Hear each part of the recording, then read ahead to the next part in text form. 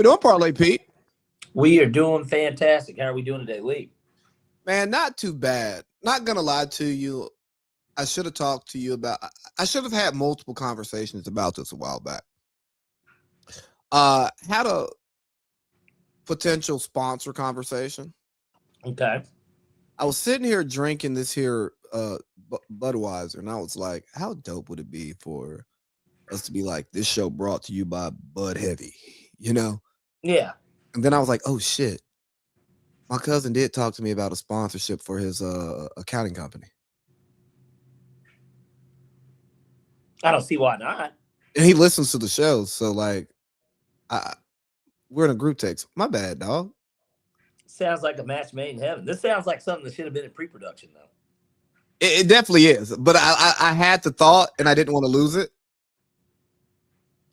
So instead I opened with it. Sorry guys for talking behind the scenes business to open up a show. That's so tacky of me.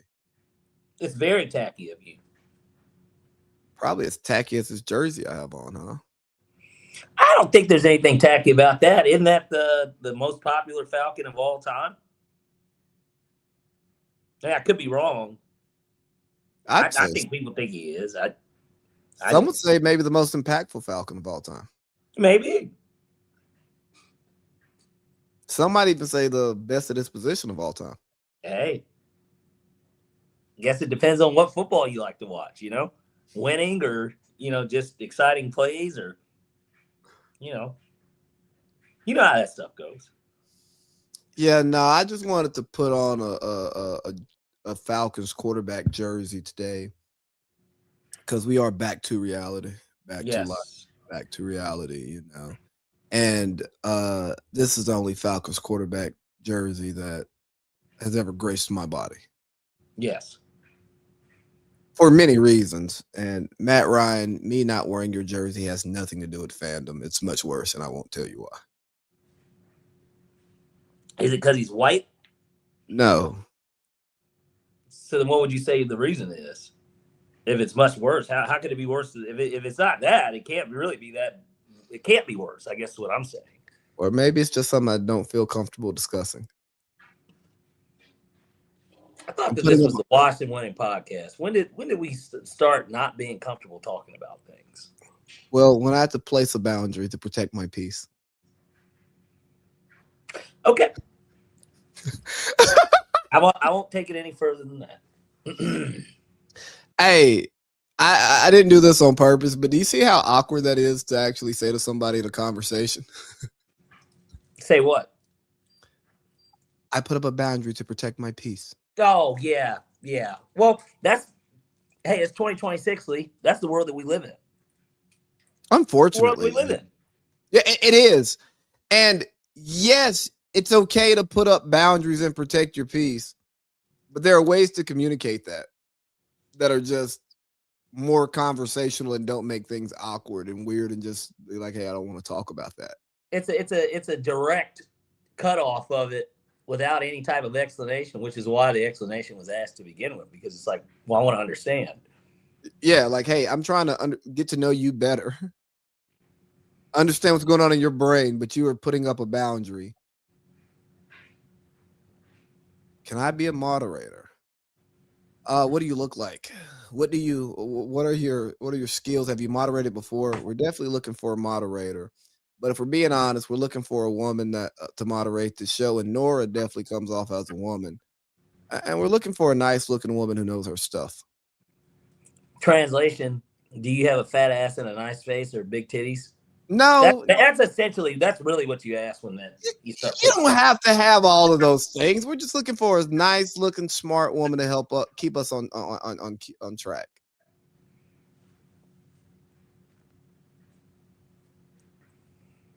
Yeah, so hey, so hit me on _C_2 on Instagram. This is funny to me, but yeah, thank you for the comments and viewing, Nora. Yeah. I should probably hit us, leave your IG or something in the comments so we can reach out to you and see if we can get something arranged. Nonetheless, buddy. Yeah, Falcons first, huh? Yeah. We are all here The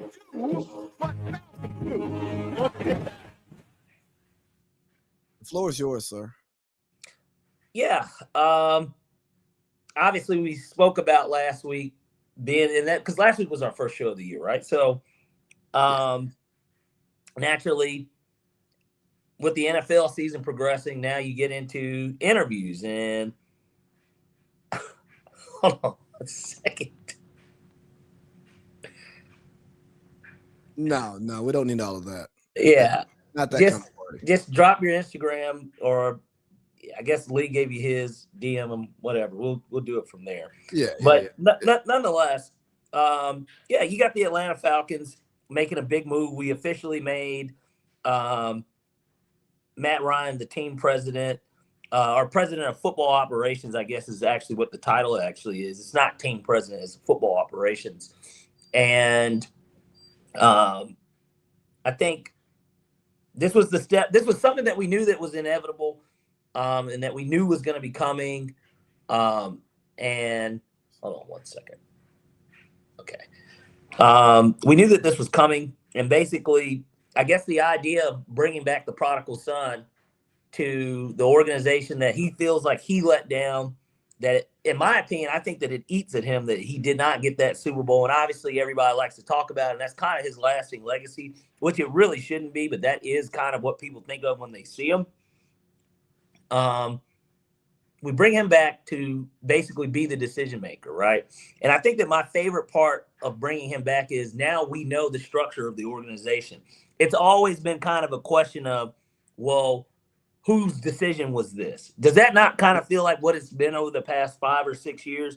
Who made this decision? Who drafted Kyle Pitts? Who traded this pick? Who decided to pay Cousins but also draft Penix? Who's the decision maker? I think bringing Matt Ryan into this capacity, we now know who the decision maker is. He sets the culture. Exactly. And there's going to be collaborative effort, of course. So whoever the GM and coach are, we know that they're going to have their hands on it. But now we have somebody to point the finger at and say, it was Matt Ryan's decision. Fire him. He's the problem. Fire him or give him his flowers. Say, man, he's doing a hell of a job. He should be executive of the year or something. You know what I mean? Yeah. We will have these answers. And so I can't think of anyone that would have been a better Falcon to bring in to do this job than him. And then the fact that he's not that far removed from the game is another thing. And then the idea that, you know, a lot of people consider the Falcons job being the most attractive job. This idea that we've got somebody that's coming in that played the quarterback position, so leader on the team, certainly knows how to take the scrutiny, but also knows how to take the praise. And then, of course, that being the one thing that a lot of people look at the Falcons and say, if there's an issue with that job, that is the issue right now. It's quarterback, right? That would be what some people would say. I am still on the Penix bandwagon. I don't think that I can't give up on him yet. I don't understand why everybody's saying that. Injury is a concern, obviously, because it's the third ACL injury in 5 years. But I'm not off the bandwagon on it yet. Like, I don't understand why some people are like, they don't have a quarterback. It's like, we don't know we don't have a quarterback. You know? But obviously very excited about him getting ready to lead the franchise. And then we've got head coaching interview coming up. Hold on. Let's just stay here on Matt first. Oh, okay. Well, go ahead, Lee. What are your thoughts on this? I like it and I don't. I'm okay with it. I'm cautiously optimistic. He doesn't have experience in the front office. He's never built a team. He's never had to lead an entire football operation. So that is concerning. But we'll see when he starts to make the staff hires. He has to hire a GM. He has to hire a coach. And that's going to tell us a lot. I'm hoping that we go experienced to help Matt learn how to be a president of football operations, while also, but someone young enough to collaborate properly with the vision. You know what I mean? Yeah. And my biggest concern, and it's not even a real concern, it's we bring big piece of the stench of 28-3 back into the building. I mean, and I know it's in a different capacity, and that this is fan talking. This is not person who tries to sound like he knows what he's talking about on Wednesdays. Right. This is just fan talk. Like, dang, man. As soon as we get rid of Ra, 28-3 guy, we bring in Matt, a 28-3 guy. Yeah, leave your Instagram in the comments. Yeah, that's what we're trying to get done here, Nora. If you're very serious about it, just she says she doesn't have an Instagram or whatever, but well, yeah, if you don't have Instagram, you can't be the moderator. I'm sorry. I'm prone to believe you're a bot or something. We appreciate the engagement. Yeah. You have Facebook? Right. Something like that. Back to the show, man. Yeah. I didn't want to not answer because it's like blowing up the comments. So nice guy. Hey, I try to be. But yeah, it all comes down to the hires for me on a serious note. And I guess that takes us to our head coaching vacancy. Which then I'm going to double back on you here with the head coaching vacancy. Then why would we want LaFleur in there if there's 28-3 stench on him too? And hell, he's coming off of a blown lead in a playoff game, right? So yes, winning percentage to start a career. I'm with you. He's a damn wizard. You know, he's as close to I think Shanahan as McVay, obviously, but he's a top 5 play caller in the game, no doubt. Yeah, no doubt. And Ben Johnson is good. And Caleb Williams starting to do that shit he did at USC in the NFL at a high level. Jordan Love could never be that. Jordan Love threw 5 touchdown passes. Or no, 4 touchdown passes in that game. Yeah, I know. He nothing to sneeze at, I guess is all I'm saying. No. It was nothing to sneeze at, but the plays that Caleb was making. Right. It just looked like you understand why Caleb was a number 1 overall pick. Yes, that, and then let's just, one of the things I hated about what LaFleur did, and I know we're going to get to the playoffs, but one of the things that I hated about what he did specifically in that game was he took his foot off the gas, and they did keep running the ball. They weren't getting any results running it. But every time they threw it, they literally got results. And it's just kind of like, hey, just don't run the ball then. I mean, they're not stopping you from passing it. So let's stop having these empty possessions of run it up the middle on 1st and 2nd down, then try and make a throw on 3rd down, and hopefully we can move the chains because you're giving them that momentum that they need. You already missed the kick on the way into the half. And it just, I don't know, there was a little bit about that I didn't like. But at the end of the day, players play coach's coach. So it's a tough spot, man, because you got to eat time too. And what's that balance when the run game isn't going? Because a run play still helps you, even when you get a yard. It may be it may be the toughest coaching spot to be in, especially in a big moment. Having a lead? A big lead. Yeah. If you're up 2 scores, you're up 10 steadily, it's easy to maintain that, make it 17, make it 24. You know what I mean? But when you make it 21-17 early, it's hard to maintain those margins because you want to eat clock. You don't want to take chances, but you also need to run your offense so you don't become so damn predictable.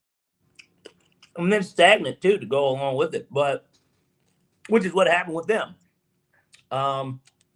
Yeah. Who do you want us to hire? Like out of what's available today? Harbaugh. I want Harbaugh. Now, with the caveat of knowing, is Monken going to be the OC? Do we get to keep Brick? Because obviously, I think the CEO coach is not exactly what I want, but I think for the culture of the organization, it's exactly what you want. you know that you're going to be a contender next year. Well, maybe not a contender. You're going to be a contender because you're going to be a playoff team. To me, that's what you get with Harbaugh. He's the best coach available. He's the only. I mean, I guess McCarthy is there too. Outside of McCarthy, he's the only other Super Bowl winning coach that's available that we know of that is directly available. Because Pete Carroll's not. We're not hiring him. No. Bill is in Chapel Hill. Bill's not coming to Atlanta. We played with him once before. Yeah. Well, man, I think. Kenny. Wow, that was a little crazy. I want Harbaugh. That's who I want. And then as option B, of course, Stefanski, based on what's available, what we know is available. No Daboll for you? No, not to be the head man. No, I think that he's got to put in another year of OC-ship. How is it that people think that the Giants job is just as good, if not the second best job to the Falcons job, but he just had it and this what happened? So it's like, no, he's got to put his lumps in. He'll be a great OC for the Eagles. He'd be a great OC for the Chiefs. This is where the media really shows their ass. When we're in the coaching cycle and they're bigging up a job and they're bigging up a candidate, but that candidate got fired from that job. Yeah. And it was a shit show. I think Jackson Dart lived in concussion protocol, bro. Hey, look, he didn't want him to live in there. That's why he got his ass out there once Russ threw that incomplete pass. He didn't want him to live there. He just did. I mean, his play call say otherwise. Well, I call it reckless abandonment because that's the way that Jackson Dart likes to play. You know, coaches are supposed to, protect players from themselves and get the best out of them. Yeah, but if you're a quarterback and you don't see anything because you don't have any receivers that can get separation except Wan'Dale Robinson, you can't throw it away every play. You got to make something happen. It gets you in the blue tent. Yeah, and that's exactly what happened. And, I don't think Jackson Dart necessarily wanted to be a runner as much as he was this year. But if you remember, there was a game against Minnesota this year where he only threw the ball 3 times in the first half, and that's with Kafka or whatever his name as the head coach. But he's running to that bitch a lot. That's for sure. But no, of what's available, for me it'll be Harbaugh and Stefanski. I've got some worries about Stefanski. I know that he can coach, but I do think he wants to coach who he wants to coach, not who he has to coach. Mm-hmm. And that can be problematic because I want a coach who wants to get his guys in, don't get me wrong. But I also want a coach who coaches his players. Yeah. If they play for said roster, Atlanta Falcons, I want my coach to coach the hell out of them and want what's best for them, no matter who they are. And I say that to say Deshaun Watson looked the worst he's ever looked in his life in Cleveland. And then the day Stefanski gets fired, the report comes out Stefanski didn't want Deshaun Watson. Yeah. In a vacuum, you're like, okay, this means nothing. But then Flacco lights it up. Again, maybe it's Flacco. I don't know. But, I don't know. I'm not football smart enough to say what the play calling was, right? And I'm not going to trust anybody to break it down to look for certain things like that. But then you have Shedeur, who's behind Dylan Gabriel. And it's clear and obvious that Shedeur looks better in the NFL than Dylan Gabriel. He looked better in college, but it was clear and obvious in the NFL once Shedeur got to play. And again, I was the guy who said maybe Dylan Gabriel looks better in practice. Maybe you know what I mean? Yeah. But we know he didn't want Shedeur, and it starts to be like, and shit, he ran Baker off too, Yeah. It's like Kevin Stefanski. There are players who, Deshaun looked good before he got to you. Baker has looked better since he left you. Yep. I don't know how Dylan Gabriel was above Shador outside of him being drafted earlier, but when they're both rookies, it doesn't fucking matter. You let them just bump heads. Well, and that's where this question comes in too. Now, the reason why Stefanski is over McDaniels for me is because I feel like he's had to go through more adversity. And I would want to deal with a coach that's gone through that. I mean, I want you to think about it. Obviously, we do have an injury-prone quarterback. Stefanski's dealt with it before. Yeah. He's schemed and game planned with it before. And McDaniels has had to do it too, but with no success. When Tua went out last year, when he was throwing up gang signs and shit after he's getting hit, the Dolphins, and it could be obviously the talent at the position, Dolphins they fell apart. So I think McDaniels is low-key a better play caller than Stefanski, if I'm being honest. McDaniels is an OC. That's his lot. But they're predicting that the Browns that the Browns are going to be the ones that hire him. That's the prediction right now. They're like I tell you, he's the betting favorite in Vegas to get the job, and he's even money, Lee. That's a pretty strong indicator. Why does Vegas have him as even money? That's crazy. Do you think it's almost like it's a shoe-in? Do you think he's a good cold weather coach? No, but I mean, he also played with a warm weather team. His scheme, look, he comes from the Shanahan tree, right? So like they have that zone scheme running. I mean, you benefited from it in fantasy this year, having the best record in our league, and he was your best player, was their running back, right? So, I think that he can do it, and you got to remember too that division. It's basically a changing of the guards. I mean, Zach Taylor is the senior coach in the division. I mean, who would have thought, right? Continuity used to mean something. Yeah, I know, and that's why he's still there. Zach Robinson, that is. It's all about that continuity. Oh, Zach Robinson's cooked. You don't think that they can take advantage of what's that's going to certainly be a down year in Pittsburgh, I think, coming up this next year. And the Ravens, that's a roster that's aging and kind of in flux as far as I'm concerned, but they'll be the favorite. You don't think that the Bengals can take advantage of that? This would not be the best year for them to do that this upcoming season? I don't trust them as an organization. Yeah, because they got Mr. Cheapskate, right? Is that what it is?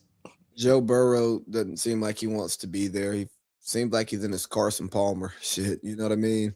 Yeah. Maybe that place sucks souls out of superstars. You know what I mean? Like Andy Dalton was happy to be there. Andy Dalton was happy because he immediately got to start, and he had AJ Green to go through it with him, which is that's a hell of a receiving option to basically grow together with. The best years of the Bengals in recent history, if we're being honest. Like I know they had the back-to-back, the Super Bowl, then and the AFC Championship, yeah. Yeah, but like Marvin Lewis had a consistent winner there. He did. He's Mike Smith light. Mr. One and done, but he's gonna get you there. Hey, you get a chance to be done. Yeah.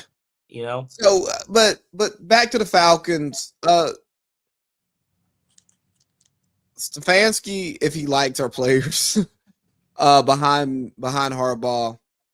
After that, if we ain't calling Mike McCarthy, if Mike Tomlin or LaFleur don't get let go for cheap, and hold on, yeah, well,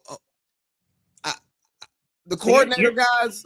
I was about to say, and that's exactly what I was going to ask you, because obviously everybody keeps linking Kubiak to us, and I didn't even realize this. That Clint Kubiak was in that. He was in the Falcons organization at one point. Not shocked. Yeah. Arthur's cut him a check before, and so of the coordinators, I would prefer him, but I don't want a coordinator. Me neither. We're on the same page there. We need somebody that has had success as a head coach in the NFL. We need a Dan Reeves, which is, to me, is exactly what John could kind of be. I mean, obviously John's won a Super Bowl, but that to me is what John would be. He would be a Dan Reeves. A consistent winner that brings a culture. Yeah. I'm gonna steal. and has something to prove. I'm gonna steal Mike Tomlin's thing. The standard is a standard. I think that's gonna be something I operate with professionally. The standard But is the standard. yeah, I love it. Yeah. But here's the thing, probably, Pete. Speaking of Coach Tomlin, who stepped down, resigned, we'll talk about that. And LaFleur, who's in he's in contract negotiations. And long story short, Green Bay's telling everybody, hey, we're not going to resign this guy. Come get him. Don't let him become a free agent. Bro, can we just honor contracts? Do we have to squeeze every cent out of every fucking dollar? Like it's not even cents out of dollars. These guys are taking cents out of billions. That's not the American way, bro. He's still under contract. If he doesn't want to be there, he doesn't want to agree to our extension. Well, then we're not going to let him walk for free. I'm not mad at that approach. I just think that actually I am mad at that approach, but it makes sense, I guess is all I'm saying. But my thought is that you're not going to the president has already said that he doesn't like to go into a season on a lame duck year with 1 year. So to me, it's either work out the extension or fire him. That's why I don't understand why the trade thing. And see, because then what if everybody says fuck you on the trade, and then now you're stuck with them? So now what are you gonna do? Like, and that's my thing. You're trying to get fucking pennies out of a billion. Hey, if you don't want the guy to be here in the future, fucking fire him or let him coach out his contract. All right. Don't make me a pawn in your game just because, hey, you don't want me no more. Cool. Respect my contract. Like if I'm LaFleur, I'm like, hey man, I'm not signing an extension if you trade me. And yeah, which is another thing too, because then it's like, well, what if he doesn't want to coach there? You'd have to find somebody that literally wants him, and the only place that he would want to go. And then at that point, because he knows he's coming into an organization where you're trying to handicap them of a pick. What kind of pick? What type of compensation do you want? And obviously, in years past, we've seen first-round picks get swung, which nobody's giving up a first-round pick. And I would, if I'm LaFleur, I'm telling the team that I want to go to, I'll be there next year. Don't trade this pick. So you want them to? If I'm LaFleur, I'm going to try to strong arm back because this does not need to become the precedent. You know what I mean? Like with Mike Tomlin. Cool. Yeah, what's up, Vol? Oh, what's up? Oh, my bad. I don't have my glasses. That's what that says there. Yeah, like I didn't have my glasses on. I thought that said WAP, and I was just like, oh yeah, I'm good. Yes, Fifth River, if you listen in a little bit, we're going to actually get into the playoffs. Just stick with us. We're just trying to go through the Falcons here real quick. And what was I talking about, man? You're talking about LaFleur and squeezing pennies out of a billion. Oh yeah, and even with like Mike Tomlin, right? It's like, hey, he resigned, so they still own his rights for X, Y, and Z, period. All right, let the nigga go. Yeah, you don't want me here. That's why he resigned. They let him resign, so it looks like it's his decision. But nah, because they could have just fired him. Yeah, fire me. Don't try to stop me from moving on to where I want to go without damaging them. I understand it's competitive amongst you owners in the league. But at some point, labor has to stand up for themselves. No, I 100% agree with you. And maybe that's something I'm sure that they've had in discussion, because we always talk about the Players Association. We never talk about, well, what is the coaches? You said we only talk about the who? The NFLPA, right? Like, oh, that you mean the owners union. Well, I'm just curious as to how it works with the coaches, because I'm sure that they have their own union, but nobody really ever talks about how the coaches, how does that work?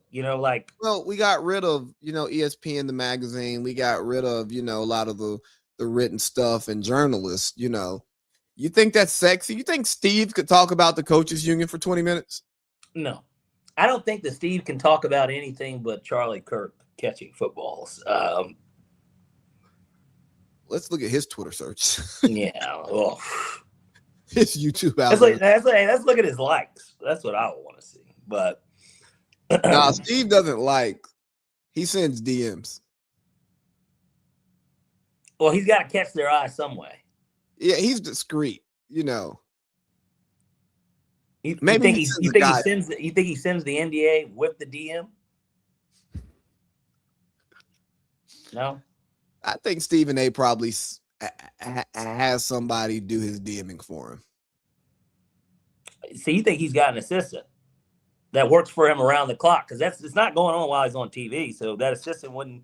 I think you think he has it like almost like a publicist or something. I think Stephen A.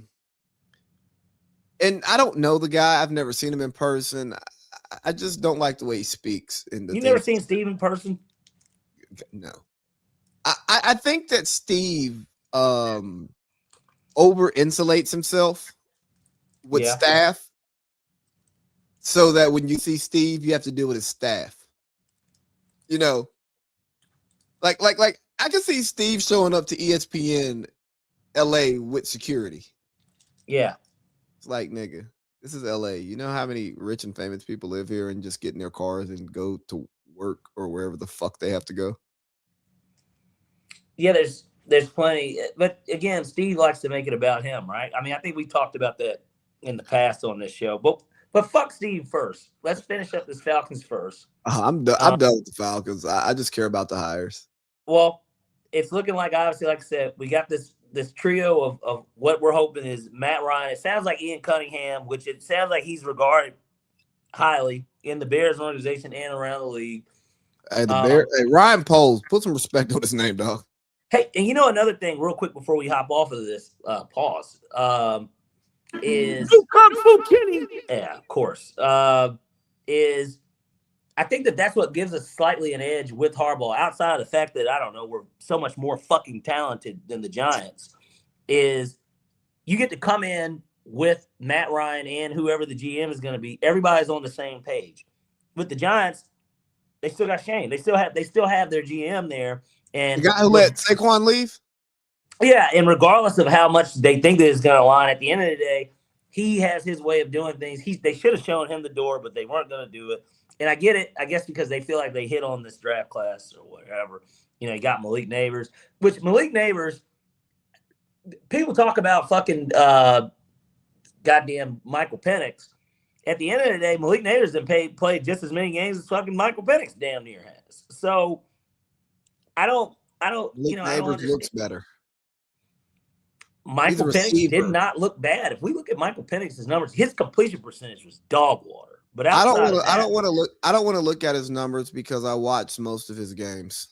I know, but I'm just saying, even from the outside looking in, if you're somebody that doesn't watch it every Sunday, again, which it shows in the stats anyways, I think that like he's been inaccurate, but outside of that, I don't think that he's hot or cold, right? Like he had a great he is who kept us in the Tampa game to start the year, the first game of the year. It was him. Up or he's down. Right. And then you'll have a game like the Carolina game where you're like, man, what the fuck was that? Like Carolina game number 1, that is. Because he got hurt in Carolina game number 2. But we also had like a 15-point lead in that game too. Bro, Bijan had 2-0 games and still had like 2,200 yards from scrimmage. Yeah. And made 2 All-Pro teams. Yeah, All-Pro first team. With shout outs to, while we're on this, because I guess that has come out, shout outs to Bijan for All-Pro first team. Like he's got to be the first Falcons running back. Oh, Michael Turner was probably first team All-Pro. Yeah, come on, man. That year, yeah. Oh, the guy who's supposed to come on our show to open the season. Yeah, and I felt like a part of why he had said what he had said. I've got text messages right here. I think a lot of that had to do with, I didn't realize that he was doing a show with Obi Mahaley. Like I didn't know that. No, me neither. Yeah. So it makes sense. I get it. Yeah. That was like a fake shot because Mike was really cool. Is a really cool guy, and and the communication was there. And if the nigga never came on the show, it was vibes when we kicked it. Yeah, exactly. You got Marco trying to race the nigga and shit, and saying he could beat him in a foot race, and it's just like, okay. Bro, you got a tell of a day. Bro, that was a hell of a day for me. Yeah, because I met with you first, right? Well, I'm talking about how my day ended, and we won't discuss how it ended. But yeah, you know. Well, yes. Yes, of course. Of course. Well, since we're on the NFL, we might as well segue into what Fifth River Rat here is talking about. We can talk about that game first. Okay. Carolina Panthers, LA Rams. Rams can't stop the run. Carolina can run. They Bryce. look like they couldn't stop Bryce Young to me. Wait, I was getting there. Shout out to Bryce Young because he killed shit. He's getting a 5th-year option. He went from damn near cut to, hey, he's going to at least get to play out the 5th year. And really, it's going to be keep talking, by the way. How good does he look next year? And if he looks good enough next year, they'll get that contract done more than likely after the season. But to win the division, lead them to the playoffs, he played well. Shout out to Carolina, even though I don't like Carolina. But the Rams, can the Rams win the Super Bowl? Absolutely.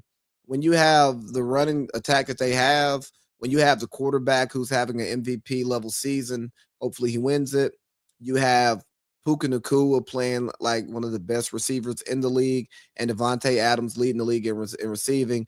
That pass rush, yeah, the Rams can win the Super Bowl. I mean, they had a hell of a record. Obviously did not win the division, but it was super tight.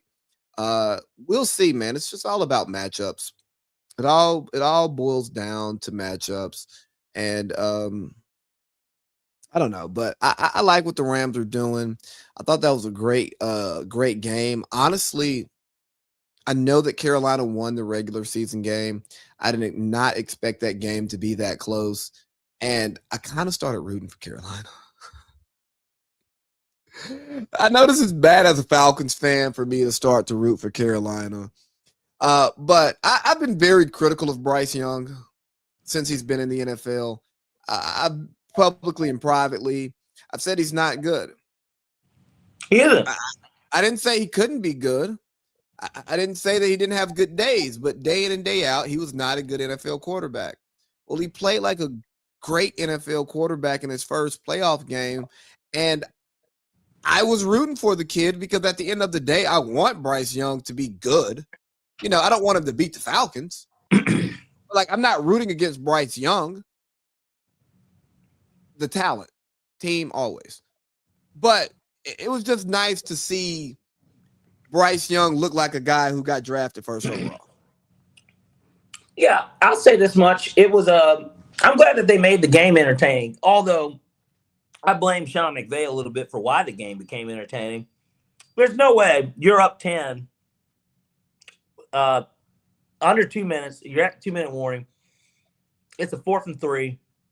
You go for it, you don't get it. First of all, can we stop overthinking these situations where, well, yeah, take the fucking point. Take the points. But I'm just saying, both ways, take the points or punt. Like, play field position sometimes, though. Yeah, well, especially when this is a win or go home scenario too, and it's just kind of like, well, why wouldn't you just score more points, go up 13? You're already getting the ball to start the second half. I don't understand. You do that. You don't give them any momentum. They have to come out and try and drive. Now they're down basically 2 touchdowns. I don't understand. I don't understand why you wouldn't just take the points. It wasn't 4th and inches. It was 4th and 3. Just kick the fucking ball. And so that you don't have the spreadsheet. You don't have the spreadsheet, man. Yeah. You know what I do have, Lee? I've got fucking football knowledge of watching this shit. You know what I mean? That's something that I expect to hear out of a Josh Holsey. You know, these box score Holseys, you know? And so I don't know. I'm glad that it ended up going that way because it did make for a very entertaining game. Maybe the best game, which we had a lot of good. Well, that Bears game was damn good too, but still definitely one of the better games of wild card weekend. Yeah, man, it was good. Real quick on your spreadsheet, guys. You know, the point of the game is to score the most points. And here's what the NBA catches a lot of shit because it's a spreadsheet league until the playoffs. Then it's a basketball league again. Hey, Sean McVay, it's the playoffs. It's the football league now. Our spreadsheets and our probabilities over a 17 game season? No, nigga. Every play matters. Every drive matters. Like, I was watching the Monday night game and just listening to Peyton, Eli, and Big Ben on the Manning cast just talking about the intensity, the tightness, you don't want to make a bad play because you feel every play mattering. You know what I'm saying? Like, yeah, that's what the Manning cast is about. You know, basketball, y'all got to find a way to do something like this. But ESPN, ABC, the Mannings, they do Omaha Media Productions, whatever. You know, whoever really puts that thing together, if you have a good game in the fourth quarter, you are going to learn some good fucking football listening to the Manning cast. And I know it is hard to turn off Tony and Joe. Oh, I mean, Troy and Joe. Golly, fuck Tony. It's hard to turn off Troy and Joe. But just the football shit that they were talking, and then the jokes back and forth with each other talking shit. Like, Eli threw out a little, hey, man, you know, over so-and-so years, it was Tom Brady, Big Ben, and Peyton Manning in the AFC Championship or whatever. I guess you guys were scared to play me. He was like, the 2 years I get in, y'all scared to play me. And it's just shit like that. And it's like, Eli knows he's not the quarterback that they were. But they all got the same amount of rings. And he beat GOAT in years that they didn't. I mean, they had to beat GOAT too. Yes, obviously not for a Super Bowl, but they had to beat him to get there for theirs. You know what? This is why I understand Eli Manning in the Hall of Fame, even though I don't agree with it. He can talk shit with anybody. You know, kind of like he's like the positive Isaiah Thomas. Not as good as Isaiah Thomas. But you know how Zeke can really be like, yeah, nigga, I beat Magic, I beat Mike, I beat Larry. Like, I guess the question is, do we weigh the playoffs more than regular season? The media does. How do you think MJ built up this fucking legacy? 6 well, for 6. But that's different. When you're talking about the greats, yes, that's what they compare themselves to. But when you're not a great,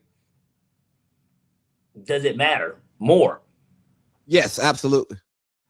That the playoffs is the only reason Eli Manning the Hall of Fame. The regular season is the prerequisite, and to me, when you don't have that, we can't really talk much more, because you could have too hot. It's like, okay, what did Jay-Z say about Nas? He said, when he's talked about Illmatic, he's like, he made 4 albums 10 years. So he said that's every 2.5 year average. He's like, one of them was Illmatic, the other 2 were due. Like, you know what I'm saying? Yeah. I think that that matter. We can't, like, just because you have one good season, 2, and even in those years, it isn't like, I don't know if Eli was a Pro Bowler in 2007. Or he was never an All-Pro guy. But I'm just saying, even Pro Bowls, like I still count Pro Bowls from back then, because those did matter. If you were a Pro Bowler, it mattered back in the 2000s. Yeah. That mattered. But no, I personally, me, a non-voter, totally agree with you. I don't think Eli Manning deserves the conversation. I watched his entire career. Outside of 2 playoff runs, the only years he won a playoff game. Yeah. He was never elite. If you're not elite, I don't care what you did in the playoffs, that does not make you a Hall of Famer. Correct. And the only point, I just want to clarify for anybody who's listening. The only comparison I was making to Isaiah Thomas, Zeke, right? Nothing about their talent and play and performance. Only the fact that when Zeke he can go sit at the big boy table and niggas be like, what you doing here? And he'll look at Magic, Larry, and Mike and be like, Y'all talking to me? Right. The only little point guard to win a championship, like real point guard to win a championship. Y'all, do I need to take my glasses off? Yeah. I know y'all don't want me here. That's why I'm here. But I get to sit there. You know what I'm saying? Like, he could look at a nigga like KD. Hey, KD. Hey, OG. Let me sit right here real quick.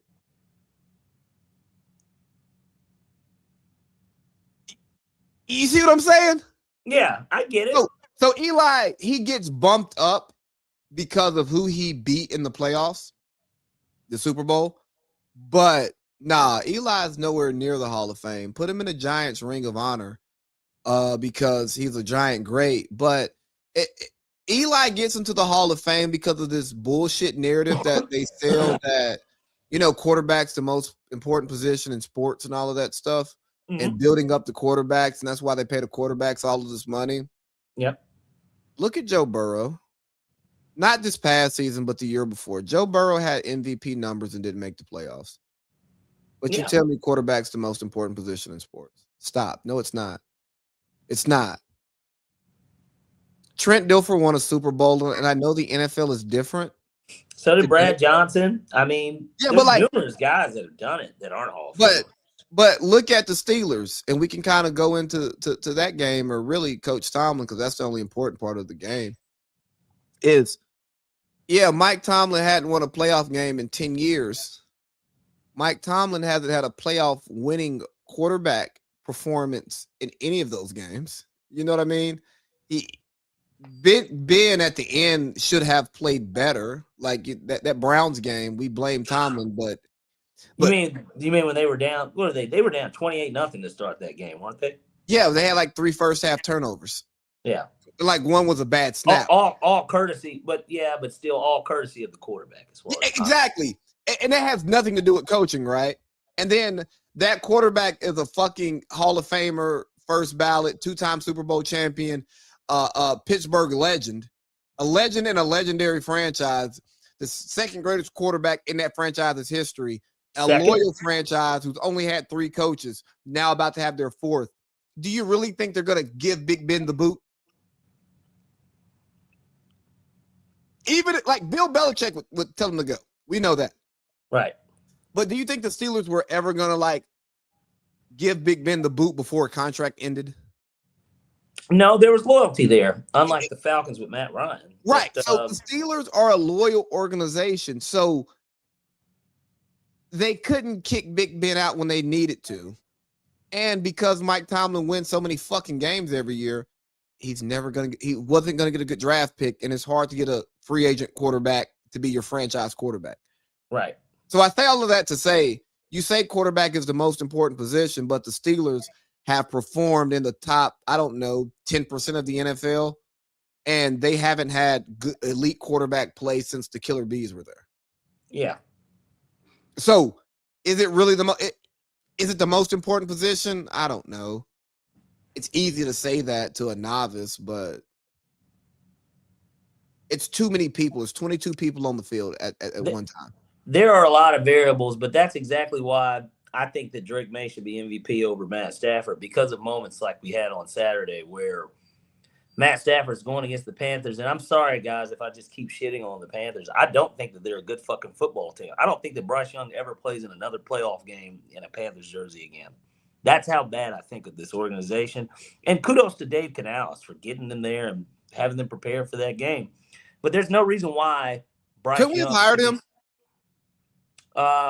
What's this? This is year 2 for him.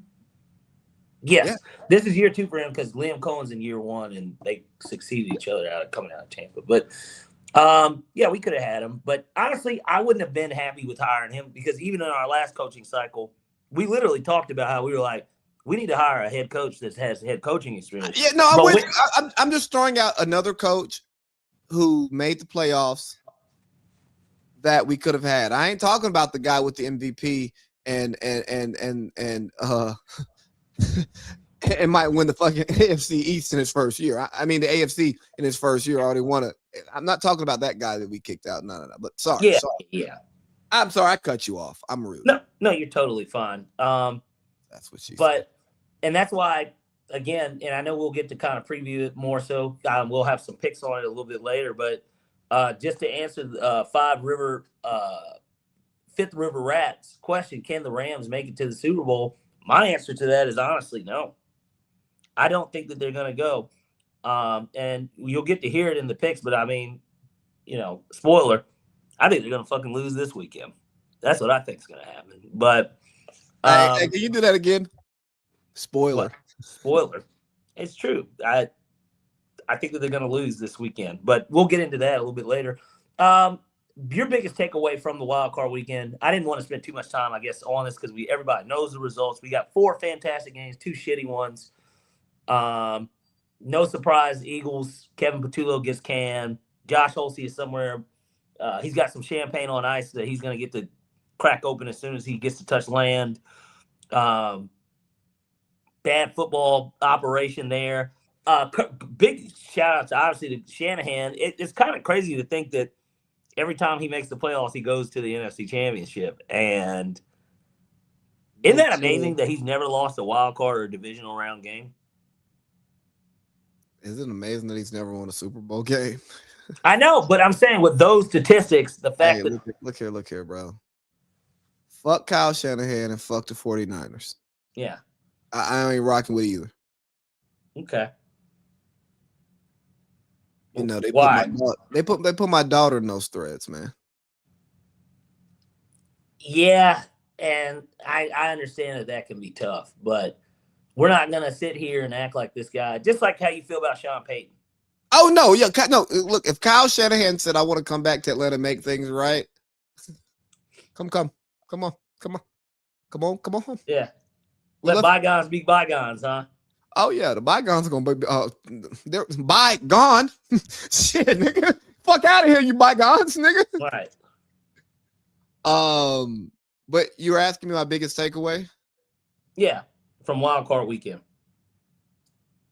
That the college football playoff is too big. Because college football is trying to emulate the NFL model without the consolidation of talent. Less is more. People hate DEI, right? Because they think you're letting less qualified people in. But what you don't understand is, no, less qualified people have been allowed to be in for so long that we're trying to balance this out. And if it was always merit-based, it would look different. It would actually, we would not need DEI. Right. Same thing with college football. We don't need less is more. Like in every part of this world, we are trying to be agile and more efficient, except for in the college football playoff. And I know this is not a college football segment, but the point is, the fucking Panthers, who we don't think are a good football team and don't think they have a good quarterback, and outside of Tet, who the fuck can he throw the ball to? You know what I mean? Go against the Rams team, who almost won the NFC West and NFC out proper. You know what I mean? Yeah. A team with a quarterback who's having an MVP season, a Super Bowl champion, a Super Bowl championship coach, Puka Nacua, Devontae Adams, Kyron Williams. You know what I mean? Like Jarrett Verse. Like they got a team that we before this game considered a Super Bowl contender. I still consider them that, but neither here nor there. And they almost lost. They were losing. They were trailing in the final 2 minutes of the game. Motherfucking Indiana has not sweat damn near all fucking season. You understand what I'm saying? Like, semi-final game, they put belt to ass to motherfucking Oregon. Or the way Georgia did TCU in the Natty that one year. You know what I mean? College was right the way it was because the talent is so spread out. Right. It's not the NFL. It can't be the NFL. So, in closing, the NFL is just the best brand. Playoff NFL football is just the best football that is available. And don't let anybody tell you otherwise. And We like to say it gets better round by round. It doesn't always get better round by round. Like some of the best games are actually this week, divisional week, because the seeding matters, the place you play matters, but most importantly, the matchups matter. And the Yeah. seedings may not speak to the matchups. And that's Right. what you get in the NFL. You don't really get that in college football because we don't know because we don't have enough common opponents. Like college football, I'm sorry, I want to rant, is a prime example of capitalism. This is just capitalism. This is not about superior product. It is No. strictly about how can we make more money? Because they're putting bullshit on TV, but it gets better ratings because you know what? We can't write a fucking good show anymore. You know, all this football is on TV simply because the networks go, hey, we don't have to invest in writers and top-notch actors. We can just pay a fucking slob of money, ESPN, ABC, and get all of these fucking games, and we ain't got to play. We ain't got to buy on rival. We ain't got to play college basketball on TV. We're gonna get better ratings and more money. When we're not getting better football. Which interesting take, and I know we're still kind of on the NFL here, but just I have to bring this tidbit in because it relates to what you're talking about. What do you think of the idea of, because Indiana being the only team in this short span of time that we've had a 12-team playoff, they're the only team to win having the bye week, right? Yeah. What are your thoughts on switching out how they're doing this and having it to where bowl games are played in that first round of games, and then for the when you advance to that next round for the teams that do have a bye, they get home games to kind of help weigh this a little different? Because clearly it seems like it's a disadvantage to have that bye. Doesn't work for the corporate sponsors. Do you think they want to go to fucking Bloomington? It'd probably be a scene. Hell, it was a scene here. That Oregon game was a fucking no. What? No. So Atlanta is different.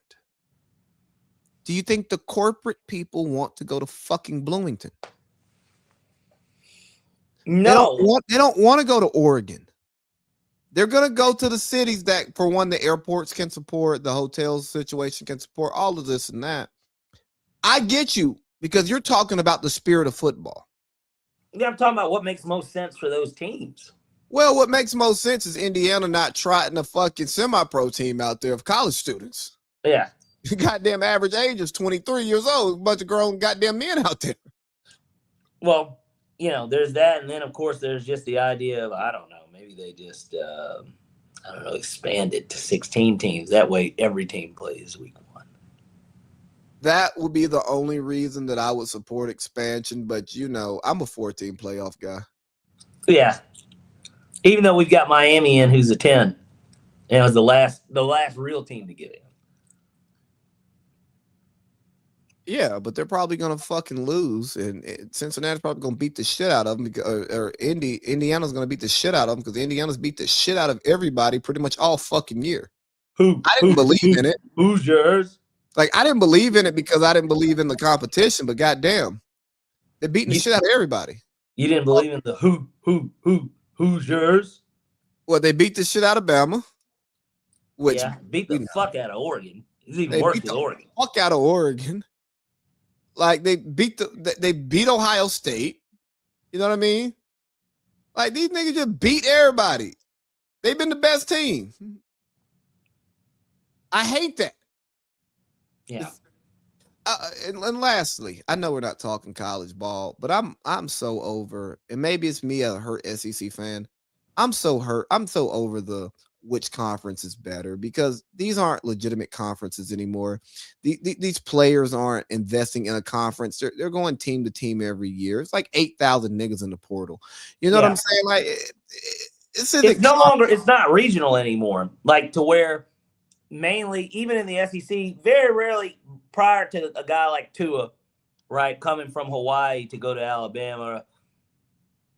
Very rarely did you. Most of the time, it's like, oh, these guys are from this area. They're from this state. They're from the region. Yeah. Now it's not that. Now it's no surprise that the entire team is from a different state. Like Yeah, you're still getting a lot of guys like, for instance, at Georgia. There's plenty. They're still getting the top. Like Kirby's getting the top guys from the state of Georgia, but it opens it up to where you do have it to where, oh wow, Brock Bowers from Napa, California. Well, you would get those onesies, twosies though. Yeah, like on occasion, Like you're Brock gonna get Bowers a guy was from a onesie, California to twosie. go to a school far from home. Yeah, Brock Bowers was a onesie, twosie. And USC was down at the time, so it made sense for him to come east. Yeah, enjoying the NWO basically. Yeah, and also with the SEC versus Big Ten thing, just because the Big Ten wins the Natty doesn't mean it's the best conference. It just means it had the best team. And with these playoff seeding, with the playoff bracketing, they pretty much put teams conference versus conference. You know what I'm saying? Like it was. Yeah. You didn't get to see the conference teams go against each other, then say, "Oh shit, the SEC teams beat the Big Ten teams." You know what I mean? Yeah. And it's eventually going to turn into the SEC Big Ten Invitational, which was another thing that ended up getting brought up too. And I think this was on Cam Newton on 4th and 1. You watched that bullshit? No, I saw a clip, but it made a ton of sense. He was basically suggesting, why don't, like how with college basketball, how we do have the Big Ten versus, or the SEC versus ACC challenge, Big Ten versus, Big East or whatever challenge. Why don't we start the season off that way? Have it to where, because his point, how it came up was that bowl season just doesn't matter. Why don't we make that opening week those bowl games instead, in a sense of not like the Orange Bowl, the Sugar Bowl, because those are playoff games still, but make the Pop-Tart Bowl a season opening game, but you're having these mixed matchups that you'll get, which they do a good job of. Like we had Texas versus Ohio State to start this year, right? But like making it official where we get the Big Ten versus the SEC. It's a bowl game. And it keeps right? it keeps the bowl feeling alive. Correct. And I thought it made a ton of sense. I was like, you know what? Cam, you might be onto something. He's like, you have the Maui Invitational for college basketball, right? Yeah. Like, and the granted, basketball is different, so they have this tournament or whatever. But that's how they kind of do their shit, right? That is how basketball works. A lot of times it's at the beginning of the year when they do have these neutral site games, but it's all the top teams playing each other, like early in the season. Why not set it up that way to where you have the Big Ten versus SEC challenge, and we put big on big? Georgia does play Ohio State, but they play the game at a neutral site, and weather won't be an issue either, which is the best part about it. You can kind of play these games anywhere. So, like Yankee Stadium, as long as they don't have a playoff game or a game, like, you know what I'm saying? Like, you could still have these games played at these. But these coaches are afraid. They don't want to get the early losses. They don't know how the polls are going to act. Also, hey, college football, you use polls and people's opinions to create your playoff system. Right. You can never be the NFL. The NFL shit is scientific. Right. It's objective. Even when it could be subjective, it's objective. There is a rule for every situation. Right. College football is some guys getting in a room coming up with who should play against each other. Oh, yeah. And this is going on ABC. You niggas got marching orders.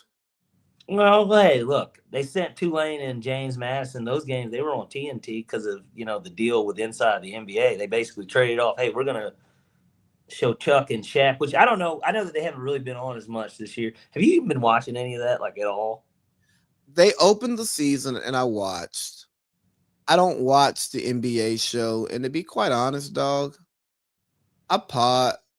we had Monday Night Football up until, like, this. We just had our last Monday Night Football game, right? Yeah. And, well, technically, we got national championship on Monday. Yeah, right. So that would take the place of that. Yeah. Right. But so we've had Monday Night Football. So I don't watch basketball on Mondays. I record Village Vets on Tuesdays. I don't watch basketball on Tuesdays. We record this show on Wednesdays. I don't watch basketball on Wednesdays. Yeah. Thursday, Friday, and Saturday, I watch basketball, but trying to find, I have to go to the ESPN app to figure out where the game. It's really a problem. Yeah. Like the streaming thing, yes, I have all the stream. I can watch basketball when it comes on. I'm probably paying for League Pass and don't know it because that shit is on auto renew. Yeah. But it's hard to watch basketball and it's fucking frustrating, dog. Yeah. But that's more capitalism, more money, and it becomes when you start caring more about the money, you stop caring about the product or the service. Which is the issue with the NBA anyways, to begin with. Well, the NBA's issue is also fucking lazy bad product. But it's lazy scouting, lazy coaching. You know, it's, hey, we're gonna play 5 out, and we want a 6'6" to 6'10" primary ball handler, and everybody just stand out there and let them do their thing. Yeah. You know, it's easier to build that team and find the players who can do the other stuff because it takes less skill, but you're getting rid of valuable skills while also not becoming like you're less entertaining and you're also not scoring.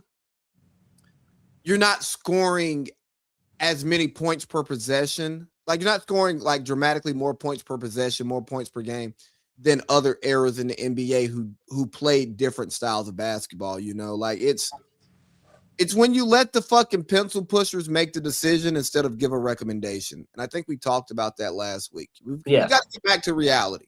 Look here, dog. Nerds don't make fucking decisions.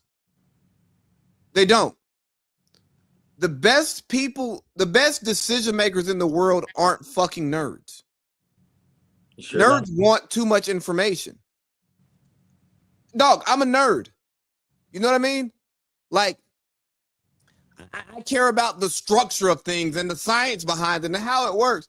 Nigga, you don't want me making every fucking decision on the shit that I'm nerdy about. Yeah. You want me to give a fucking recommendation to somebody who is actually doesn't know as much about the nerdery of it and has a feel for it, who does it, has experience, and they can take the nerdery and combine it with experience to get a good decision. Yeah. You know what I mean? That's why, hey, when college niggas get jobs, they get these management jobs, but like the ship is flowing without them. Like you don't need the college nigga to actually make shit happen.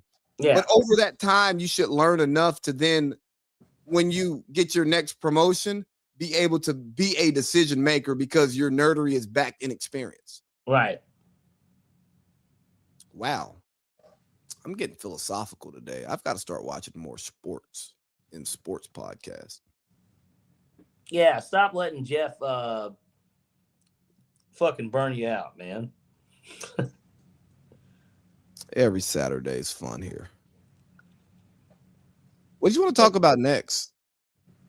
Well, I kind of wanted to preview just a little bit of the NFL. I know we damn near did talk about college. I mean, we'll get to talk about the matchup specifically with Miami, Indiana, but the most important part about that game is what Michael Irvin's going to be doing on the sidelines. Oh, you mean hanging out with his fucking dealer? The Miami Hurricane?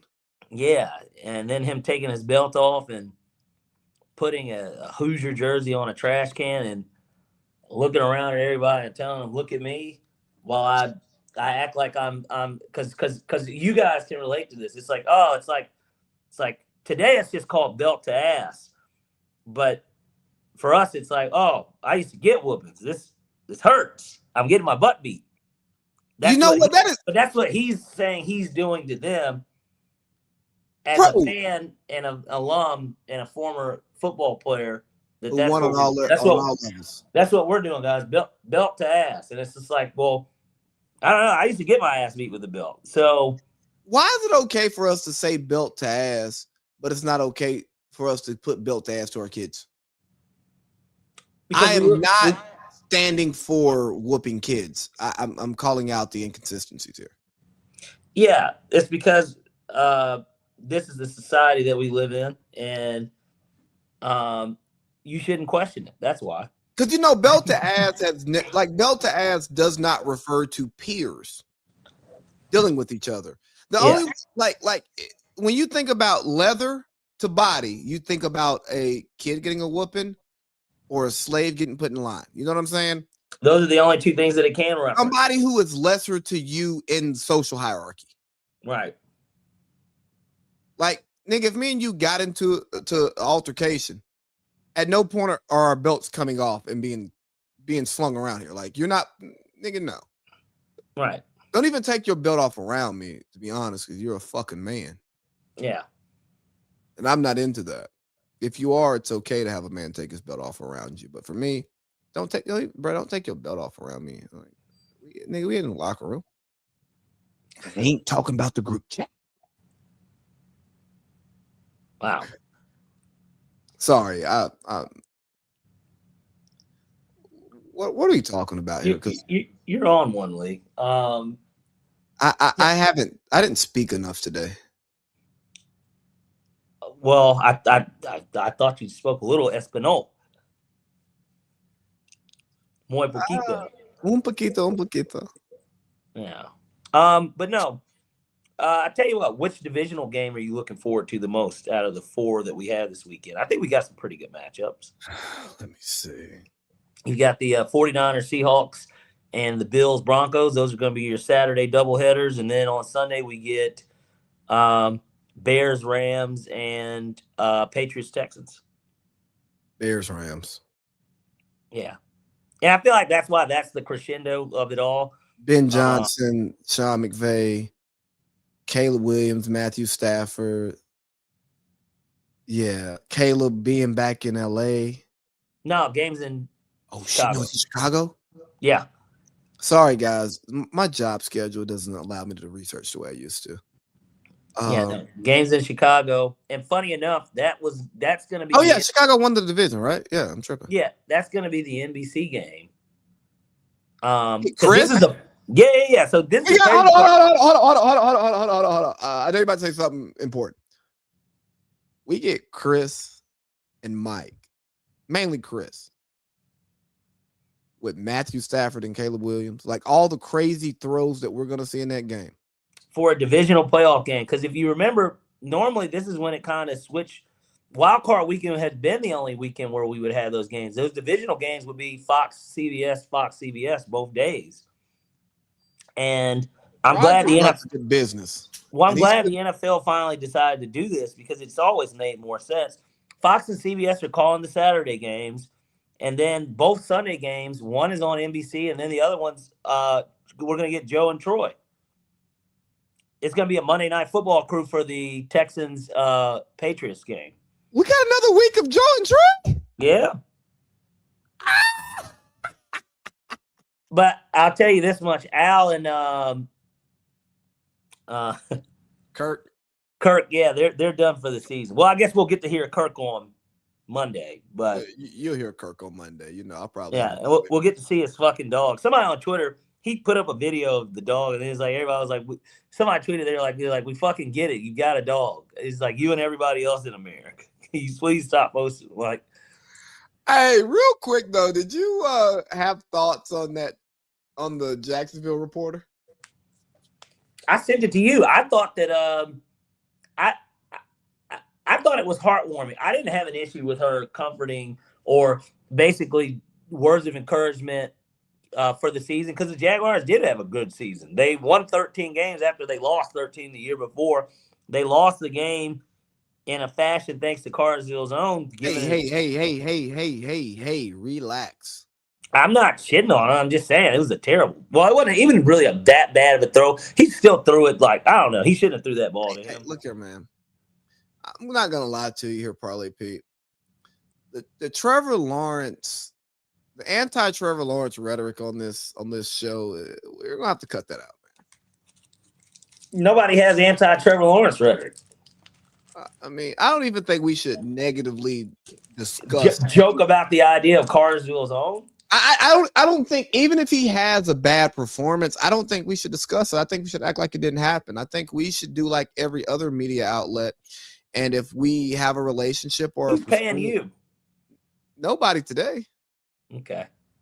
and nobody ever. I wouldn't. My views would not change based on my sources of income. Okay.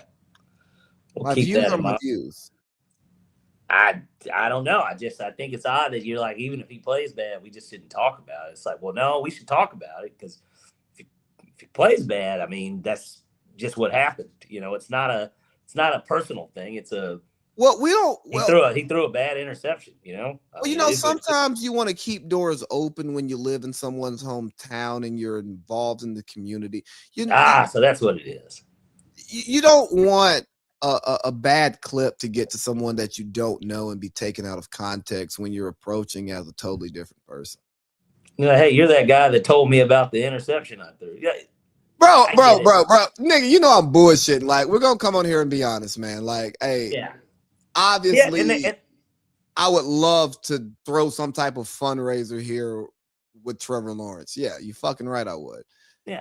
For the community. But at the same time, like, nah, the nigga don't play good. I'm gonna say nigga didn't play good. Yeah.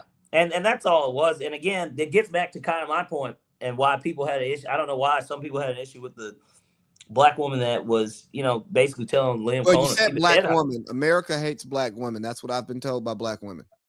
She sounds just like a nice black lady that I've met before.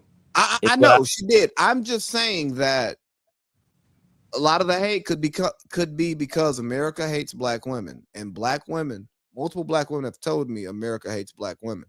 So that could actually be the direct source of the hate. But nobody in the media really was talking that badly about it. I don't remember. I mean, Adam Schefter's one of the people that posted it. He said it was heartwarming. Like, and he's the biggest name in the NFL as far as media wise, I would think, to a degree, since he breaks, all the stories. But Well, hey, you're not gonna play my guy. who, in terms of breaking stories in the NFL, is Schefter. The guy who breaks the best stories.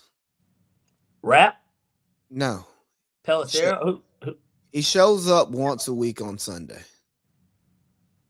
And he breaks stories? He's a bald guy with a gruff voice. voice. Jay Glazer? And he may only break 3 stories a year. Jay Glazer, he has his own gym out there in Cali, doesn't he? It's in San Diego, I think, too, isn't it? I don't know. I just know he has a gym out in California. Maybe it's LA, but this is why a guy like Jay Glazer, because he was on Ballers. I think you watch Ballers, right? No, I don't watch TV. Well, it's old. I know. I don't watch TV either, but it was one of the few shows that I did watch. Ooh, I've been watching House of Cards finally. With The Rock, I'm not an HBO guy either. So HBO wasn't a thing in my house until like high school when my TV was locked in on ESPN and NFL Network. Yeah. So like, nigga, I didn't watch The Sopranos until I was married. I still haven't watched it. Bro, you need to watch it. And actually, I was talking to one of my friends last night, and I'm actually planning to finish that because I didn't finish it because that The Wire, Entourage, none of that stuff. I didn't watch The Wire either. Curb Your Enthusiasm. But I'm watching House of Cards right now, and it really has my attention. I can't wait to like get done with this show. Not that I'm rushing the show. I feel like you'd be a big Curb Your Enthusiasm guy, considering your connection to Seinfeld.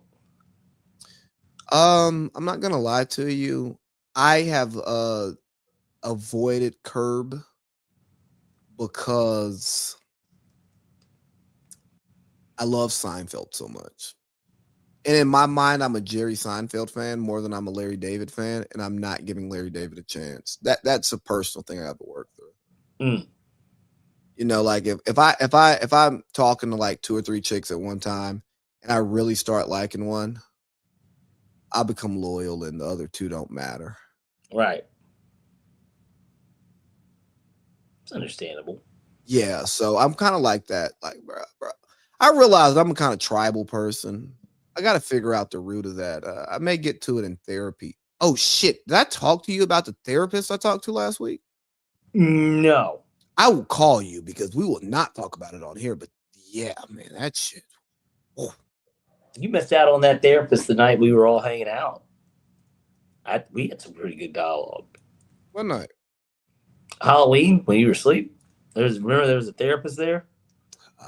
Sleep, buddy. I She woke up and walked to the elevator and went downstairs, man. It was just, right.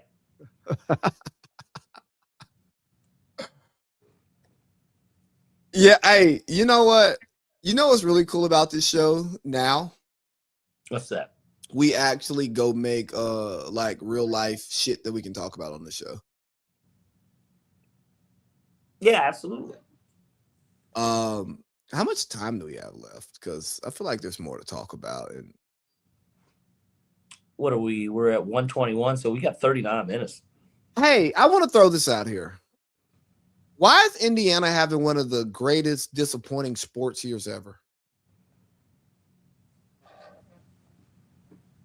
I guess you're talking straight from the Pacers to the Colts Fever? and their start. No, the Pacers. Oh yeah, the Fever went to the championship. Yeah, the Colts and their start, and now we got IU in the fucking national championship.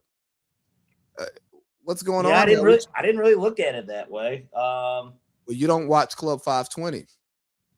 Oh well, of course, yeah, of course, those guys are going to feel this certain way about it. You know, it's interesting. I mean, what a time, right? What a time to be. I guess we kind of got it a little bit with Georgia and the Braves.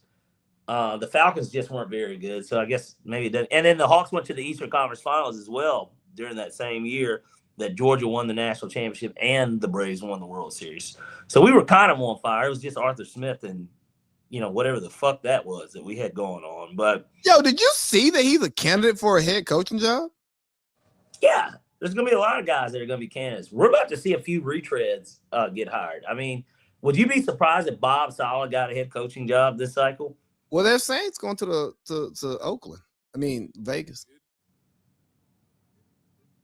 I don't like that. I don't like that as a hire. I don't think that that's what Brady wants to do.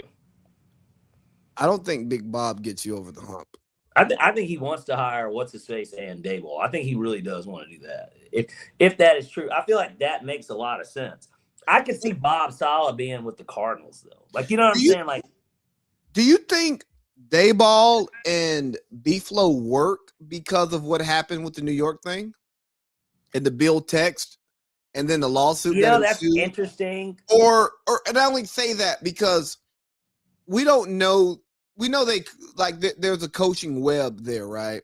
And we also don't know if Bill sent B-Flow that text on accident on purpose, right? You know what I'm saying? Yeah.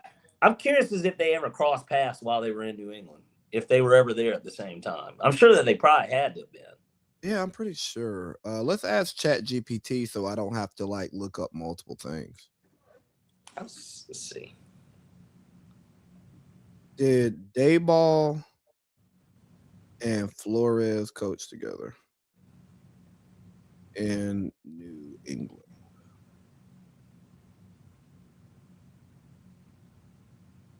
They had to. Yep, they did. Yeah. So, because B-Flow was there 2012 to 18. Oh, yeah. He was there Dayball's whole time. So, again, their relationship may be solid. I only just asked that because of what we know publicly, where there could possibly be a rift because Brian Flores did file a lawsuit with the NFL because of that hiring. And is Brian Flores going to be comfortable being Dayball's number 2? That doesn't play. No, it would be B-Flow would be the head coach. I like that. And I'm not gonna lie to you. B-Flow created a culture in Miami. And he was right about Tua, by the way. He was right about Tua. He's arguably, I guess Shanahan would maybe say Vic Fangio, but you could argue he's probably the hardest defensive coordinator to scheme up your offensive plan. Did you see what he did to McVay in the Super Bowl? Yeah. He changed he changed half his coaching philosophy. Yeah. He made that nigga go in a dark room and say, "Dang, Brian, as good as I thought I was. All these plays I got." A little soul searching, huh? Shout out to the guy that beat Calvin Johnson for Player of the Year in Georgia. Isn't that crazy? Just to think about. No, because of who his dad is, the politics, the position, Yeah, the reasons quarterback. why I wouldn't wear a Matt Ryan jersey, it's all these different things. Anywho, moving along. I think I would agree with you though. Bears Rams probably is going to be the most entertaining game of the week. I want to talk hoops too, man. Yeah. Well, here I tell you. Oh yeah, what, finish your playoff stuff. No, I mean we'll get to. I mean we got picks later, but like, so because then everybody can know exactly kind of how I feel about it. Like, yeah, I want to talk about Luka and Dennis Schroeder. Yeah, you might want to talk about serious basketball shit. I want to talk about ignorant shit. The drama. Yeah. I still follow a spiritual word. JP tells me I should unfollow the page. I tell him, I'm like, bro, I need the filth for the show. Right. Sounds like a guilty pleasure to me. Say again? That sounds like a guilty pleasure to me. I have a few. Okay. I still watch Law and Order SVU. Yeah. Haven't missed an episode ever. Your favorite shoe place is Athlete's Foot too, huh? If I'm looking for some kicks, yeah. Okay. I'm comfortable in there. But nah, Dennis Schroeder got suspended for 3 games for swinging at Luka based on the report, and apparently he commented and said, "Nah, they got connected." I didn't realize that he was waiting for him outside of the locker room too. So this was a little Kevin Garnett, Carmelo Anthony type thing. I won't say it was that bad. Because have you heard the after stories? Yeah, why that happened between No, not the why, because the actual whys never came out. Whatever story they've told, like Melo's told, is not true, and I don't believe the Honey Nut Cheerios. It may have been something about his wife, but I don't necessarily think it was Honey Nut Cheerios. And even if it was Honey Nut Cheerios, that's not what got him there. It's you said my wife. You say anything about my wife, this ain't basketball no more. Right. And I'm telling you, nothing to do about that. No, like no bullshit. I'm telling you, as a nigga with like separated, like niggas can't talk greasy about my wife. You can say true things if you're in the inner circle. No, I'm just like my inner circle. That's different, but like you can't talk bad about my wife. Like that like when you love somebody enough to give them your last name. Nah, people can't. Nigga. So, anyways, they said Luka called him the B word, told him he should have took that money. We read some lips. I just respect a nigga waiting on a nigga. Like if we own that on the court, and you go pack like, and I'm a shit talker. I know the line. I know the line. There's a line. I know the line. And when you cross that line and somebody wants to come see you about it, I'll always respect that, because a lot of the times we talk about this NBA stuff.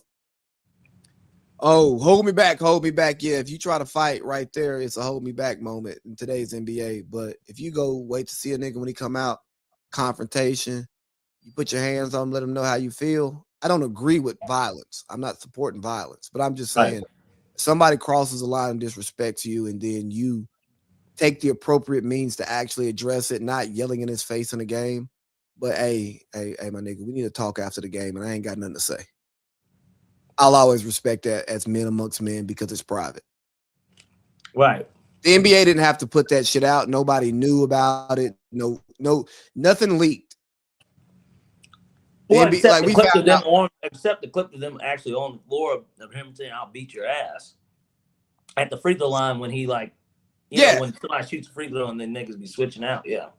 But and I also respect that when he say, "I'll beat your ass," and then he comes and sees you. Because it's a nigga right now I ran into when I was in Bahrain. I still don't respect that nigga to this day, Parlay Pete. I don't respect him. Well, you ran into him. We were hooping one day, and I was talking shit, and I wasn't using fighting words. I was just probably saying he was trash. He's a bum. He with us. We're 6-on-4. Give me the ball because he guarding me, so ain't nobody guarding me. Shit like that. Nothing to fight Yeah. over. It's all basketball talk. And we're in the Game military. disrespect. And we're in the military, so like there's also a level of we really not gonna fight here unless it gets bad. I made that nigga so mad. He got chest to chest, eye to eye with me, and kept calling me a pussy. He's like, nigga, you a pussy. You a pussy. Look at him. I start laughing. Right. Niggas is like, hey, bro, y'all gonna get y'all man? I'm like, bro, they like, nah, he good. He doing what he want to do right now. He want this nigga mad. And long story short, I see the guy later that day at a party. He wants to dap me up and be cool.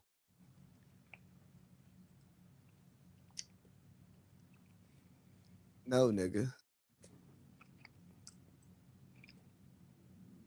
So he didn't keep that same energy. Exactly.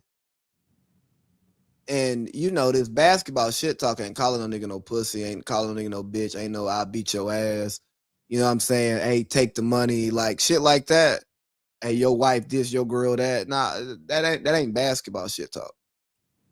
Yeah, that's something completely different. And I had a conversation with a coworker today who pretty much was calling NBA players and celebrities prima donnas. And I said, I agree. But I will say that people do go out of line in how they talk to these people because they think can't nothing happen to them. So that's why I'd be happy when Russ get a nigga kicked out for calling him a nigga or talking about his family, or you call somebody a bitch ass nigga. I think, don't get me wrong, would I get a nigga kicked out for calling me a bitch ass nigga or a nigga? Right. No. But my experience is different. But I have no issue with it because I done got my ass whooped for saying something I shouldn't have said. When you done got that one ass whooping, you learn a lesson. I don't say things that I won't fight over. You know what I'm saying? I'm not gonna say something that could start a fight if I don't want to fight. Right. And I think those people need to learn those consequences. I don't know how he got there, but yeah, shout out to Diaz for pulling up on Luka because that nigga got. Well, that's how we got there. Yeah. Like, hey, niggas talk greasy, they deserve consequences. And I'm not saying murder, I ain't saying violence. It could just be a cutoff, you know what I'm saying? Or it could be you spoon feed them now, but like, hey, nah, nigga, you can't talk to people crazy and just think it's okay. Yeah. Greasy talk. What are your thoughts on the association in general? Because we haven't talked much association this year. Well, because we've been getting fed by the NFL, and I'm very happy about being fed by the NFL. Because guess what? We're gonna get that one big feast in February, and then that's gonna be it until I mean, we got the draft, but this is not even that good of a draft, and we don't have a first round pick, so we really aren't invested in that shit. Are the Falcons even gonna have a party this year? That's a good question. I think that they are, because especially if we like hire like a Harbaugh or something, maybe he could show. I don't know how he can like show up but not be accessible. Kind of like a pep rally in a weird way. Yeah, that's kind of what I was thinking. So they could do something like that. Plus, they're gonna unveil the new jerseys. Oh yeah, which that's something we didn't talk about at Falcons First. We're finally getting new jerseys. Thank you, Arthur, for listening to the fans. Like get rid of them fucking wreck jerseys, nigga. Hey, my only thing that I ask is, and I've said this so many times, and it's gonna change how any jersey that they make, whatever the design is, please make the pants the gray breeches. We need those gray and silver breeches just like we did in the 90s and the 80s. They have to be that color. If they're not that color, the uniform, I'm not saying that the white pants, and then bring back also, that make those the primary, but then also bring back the black pants. Bring back the white pants with white, like where we can have these different combinations, but the primary needs to be the gray pants. And please give us a white, a black, and a red jersey. Some people want a red helmet. And maybe we keep the logo. We keep the logo the same as our general logo, but it's not on the helmet. And I've even seen some people think that like maybe we get falcon wings similar to the Eagles. Ew. I know I wouldn't really want like that coming from like the top and over. It would be different, for sure. But like, Bro, keep the bird on there. Go back to the old bird, not this bird. but make it a modernized version. I don't mind it being. I want it to be the shape of the old bird, but they can still modernize it to where, like, for instance, because I'm looking at this helmet now behind this iPad. The old one is just black and white. This one's got it incorporates the silver and the red. You can still keep the silver and the red, but modernize the old look with the new color scheme. You know what? I like what they do in Pittsburgh. I like what they do in Philly. I like what they do in Cincinnati. Well, Philly's changed their logo though. When they changed the helmet logo? Well, you're right. The helmet logo has it, just the color. Yeah, no. So you can always identify the helmet logo, like the logo. No matter what color it's on. You go to a little recreation game, and them motherfuckers might be the purple whatever. But if they got that logo, you know that logo. So I want a logo to be synonymous with the Falcons. That is the Falcons, no matter what. So you can be the Redbirds in the fucking Southwest Georgia League, but everybody know you took your shit from the Falcons. Yeah, and I think that we have a nice logo. I mean, like the Braves have the best Atlanta logo. Well, it's so iconic. Exactly. I'm not saying it's the best design model. I'm just saying the Braves logo is timeless. Well, everybody knows when you see it, it's the A. And if they think it's Alabama, then they're a hit. Nobody thinks it's fucking Alabama. I've had somebody ask me about my A on my arm and says, that for Atlanta or Alabama? And I'm like, they're different A's. The Atlanta Braves A is skinnier than the Crimson Tide A. Get the fuck out of my face. You're not Southern. Right. Hey, our logo was the Denver Broncos. Who's we? Mount Vernon Mustangs. Wrong. For our football helmet, we had the current Denver Broncos. That was our logo on our helmets. I got my football helmet from high school, like right over here. Yeah, but yours is just like a C, right? C with some cross sabers. It's some generic shit. Yeah. Yeah, I stole my helmet after my last game. I walked off the field and walked straight to Nobody ever check that in, or I told one of the managers what I was doing because she saw me. She's like, "What are you doing?" I was like, "I'm taking my helmet." And then apparently when they checked in our gear, they did it during school, during football weight training, but because I was going to college and shit, I didn't take it didn't work in my schedule. Mm-hmm. So I wasn't there when they checked them in, and nobody ever asked me anything. And I graduated in 2010, so I think I'm good. Yeah. I was only worried because my mom worked there. I wasn't worried about me. I'm like, whatever. Memphis is trying to blow it up, Parlay Pete, or gonna blow it up, and I understand to some degree moving off of Ja, but you know what I don't understand, Parlay Pete? What's that? Why a team with a good young core would blow up their good young core, fire their coach, and bring in a coach who doesn't want their good young core, and then try to rebuild a new young core. Like, that's stupid. It's stupid, but it's very on par with what the Grizzlies' history has been, in a sense of, outside of that grit and grind team, there is no history. So it's kind of like no man's land. And I know that they're obviously one of the newer NBA franchises, but honestly, better ran over the last 15 years. Yeah, because they were a team that was able to make a good team that could make runs, that was taken seriously in the league, regardless of having a superstar type player on the team. They never had a superstar. Ja is the biggest star that they've had, I would never trade him. Yeah.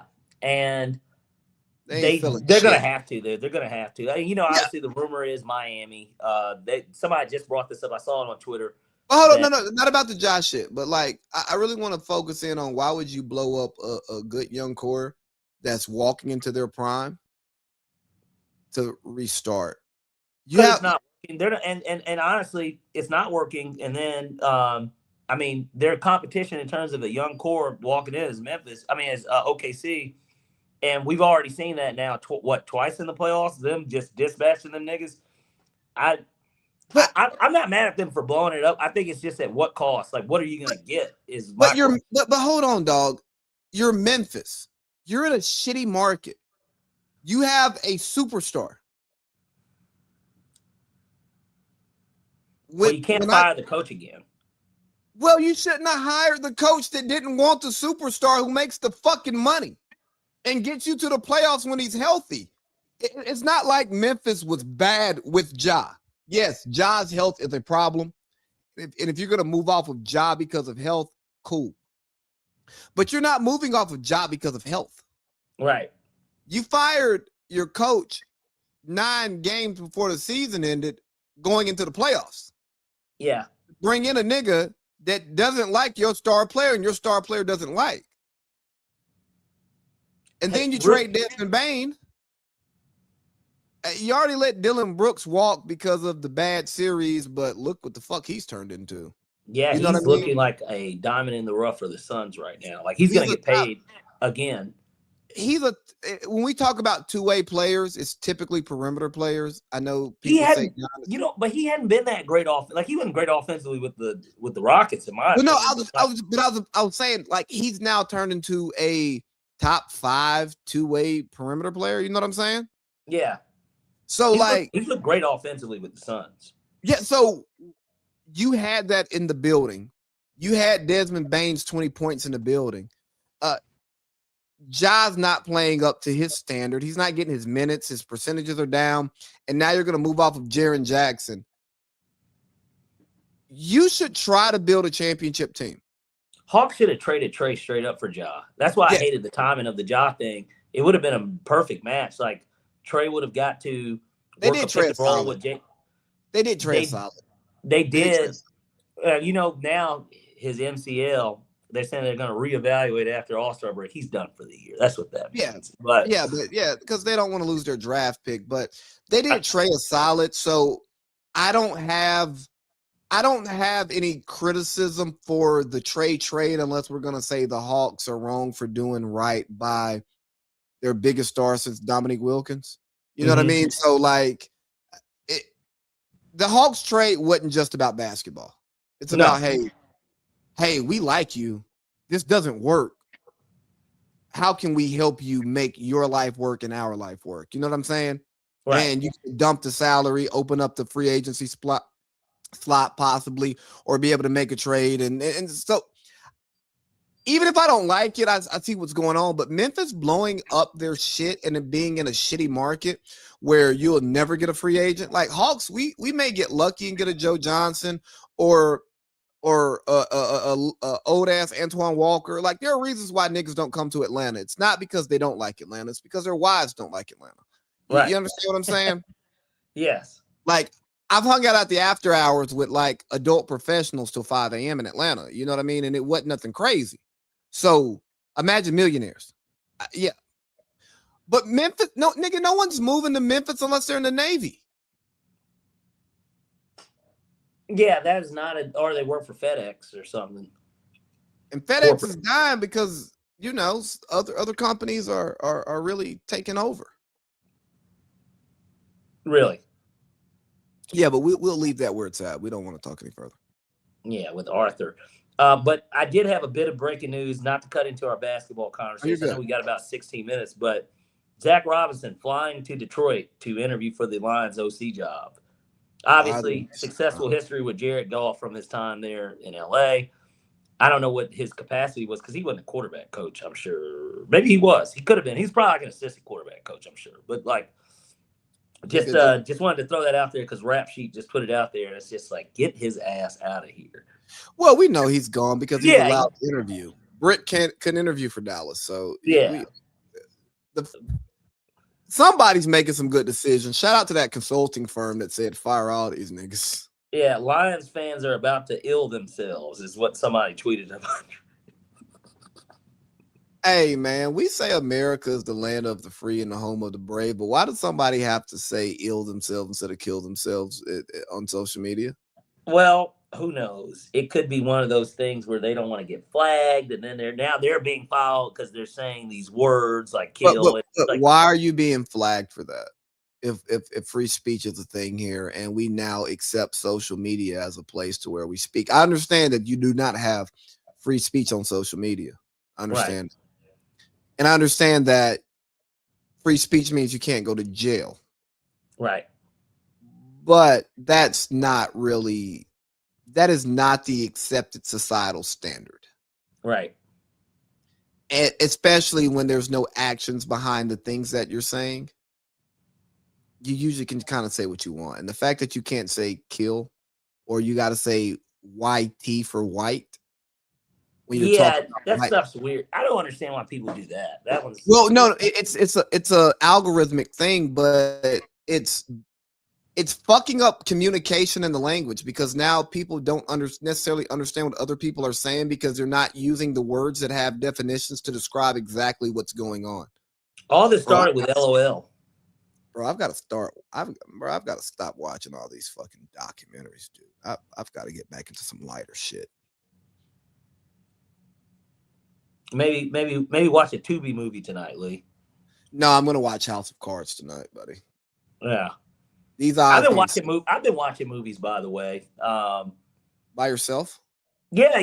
Because basically, I'm like, well, in order to keep myself, especially, I'm not, I watch a little basketball here and there, but like, some of it's just bad. I just really don't like watching it anymore. Crazy enough, but Well, all they do is shoot threes and do layups, bro. Niggas don't want to watch that shit. It's terrible. But I watched him the other day on Peacock because I didn't see it when it came out. Okay.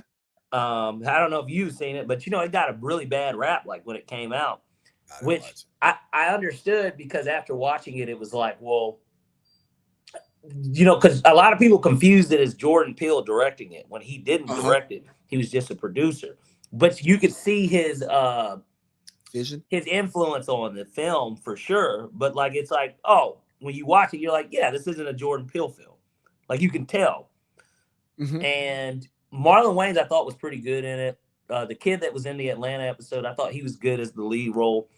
The movie was not as bad as people said it. I don't think it was bad at all, but like, it got shit on a little too hard, I think, for me. But gotta stop listening to these internet niggas because they don't know anything. Well, that's why I watched it. That's why I went on ahead and gave it a twirl there. I only care about movie reviews from people that I know, and I understand their palate. I understand like how they rate certain things. You know what I mean? Like, I don't know these critics. Yeah. Like the movie industry, these critics, they've killed movies like Friday. You're not gonna get a new Friday because every movie has to have certain projections before we even fucking greenlight it. You know what I'm saying? Friday, I don't know what it did at the box office, but I know they have re-rocked, resold, gave those rights here, there, and everywhere, and it's a fucking classic. Not even a cult classic. Friday is an American classic. Like, how many people do you encounter on a day-to-day that haven't seen Friday? Not many. Certainly that are black. Not many. No, bro. I mean, even white people. I ain't saying they can quote it, but like we can. But they've seen it, dog. Yeah, it doesn't come up very much in conversation. But normally, you can at least, if there's a reference from the film of any type, you can tell who's seen it or laughs, and because they'll get it, they'll know. Nigga, bye Felicia. Yeah, bro. I ain't gonna hold you. I remember when I was in the you got knocked the fuck out. Yeah, that was really popular. I remember I was in the Marine Corps when "Bye Felicia" like became like a thing that people would say. Yeah. And I checked one of them young niggas. I said, "Nigga, have you seen Friday? Do you even know where that come from?" No, I just thought it came from the internet. Right. He's like, "No, sir." Like, hey, big dog, go home and watch Friday. Like, you need to do that. Hey, let's do this. We got 10 minutes. I'm going to run through the picks, and then let's get to whatever we want to freestyle about here for culture. Which I guess that was kind of culture, but, Yeah, you're right. Ladies and gentlemen, it is time for Parlay Peach NFL plus the College Football National Championship prediction. 666. That, let me tell you, Lee, that was pretty impressive what you just did there. And gentleman. It's great. People don't But understand that I practice this more than I should. right. Well, let's kick this thing off Fuck with you. going with the going with the games in order. So we got 4 o'clock Saturday, Mile High Field, Denver, Colorado. Buffalo Bills at Denver Broncos. We're going 2-for-1 in this game. There's two different things I liked about it. This is the only game where I've got two because, of course, we had to make a six-pack.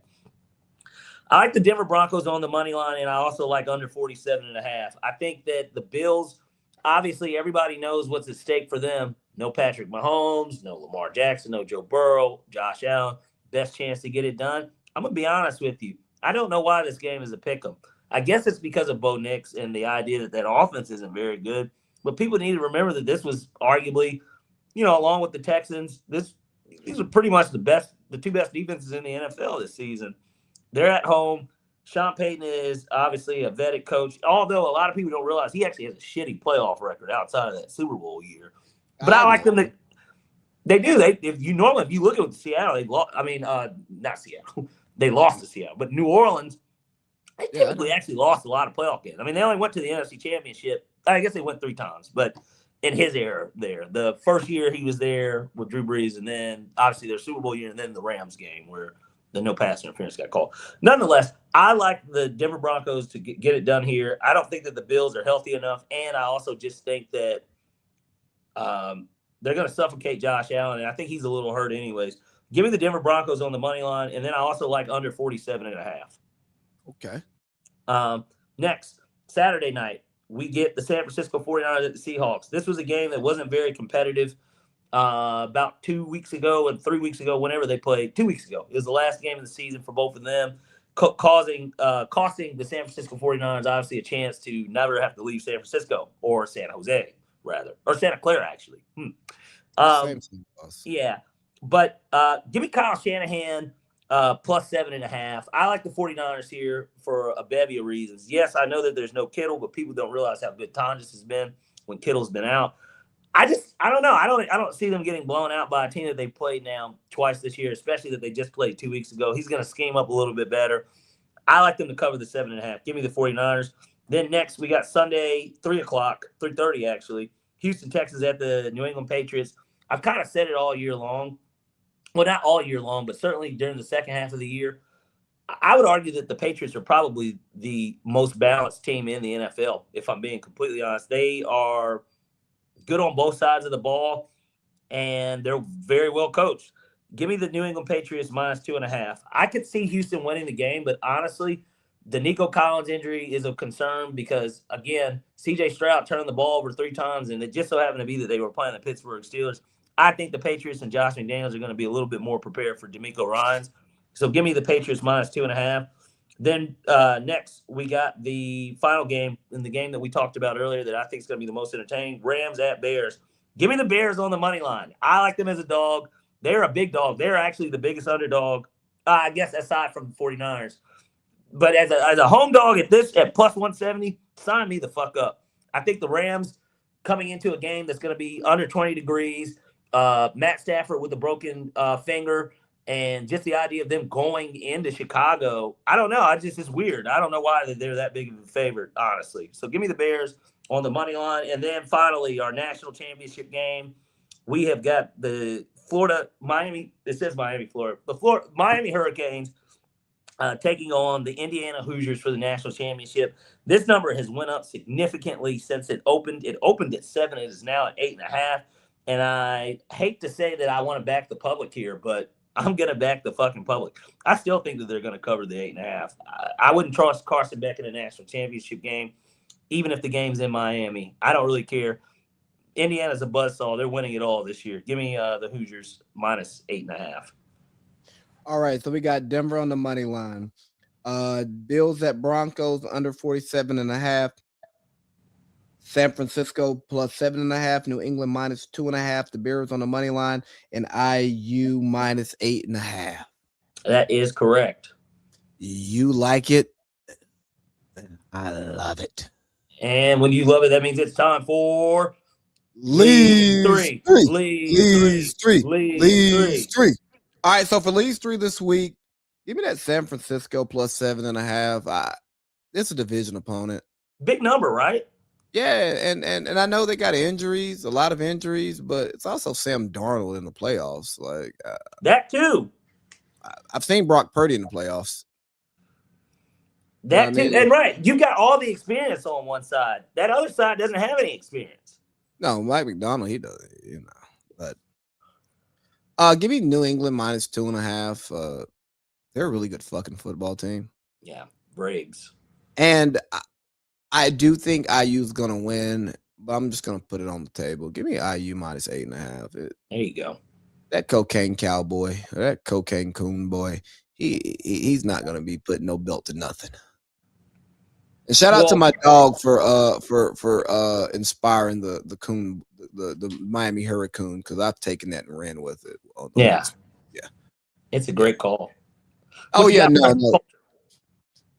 You know what? I actually should get him on the show soon because he's a Steelers fan.